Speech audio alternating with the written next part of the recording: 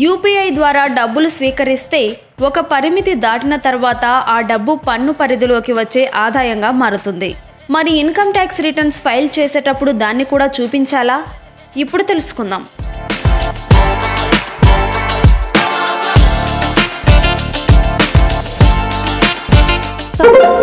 2016లో UPI వ్యవస్థ ప్రారంభమయ్యాక చాలా మంది డిజిటల్ పేమెంట్స్ కి అలవాటు పడిపోయారు.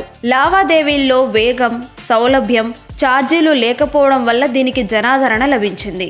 అయితే యూపీఐ వల్ల ప్రజలకే కాదు ప్రభుత్వానికి కూడా కొన్ని ప్రయోజనాలు ఉన్నాయి. లావాదేవీలు డిజిటల్ పద్ధతిలో సాగుతాయి కాబట్టి వాటిపై ఓ కన్నేసి ఉండొచ్చు. భౌతిక నగదు వినియోగం తగ్గడం వల్ల నోట్ల ముద్రణ, నిర్వహణ ఖర్చులు కూడా తగ్గాయి.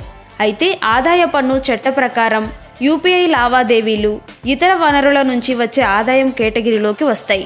ఈ లావాదేవీలు సెక్షన్ 56(2) కిందకి వస్తాయి. పన్ను చెల్లింపుదారులు ఐటీఆర్ ఫైల్ చేసేటప్పుడు అన్ని యూపీఐ డిజిటల్ వాలెట్ లావాదేవీలను తప్పనిసరిగా చూపించాలి. మీరు దాచిపెట్టాలని చూసిన డిజిటల్ ట్రాన్సాక్షన్స్ లెక్కలన్నీ ఆదాయ పన్ను విభాగం దగ్గర ఉంటాయని గుర్తుంచుకోవాలి. 50,000 రూపాయల లోపు యూపీఐ లావాదేవీలకు పన్ను మినహాయింపు ఉంటుంది. వీటికి ఇన్కమ్ ట్యాక్స్ కట్టాల్సిన అవసరం లేదు.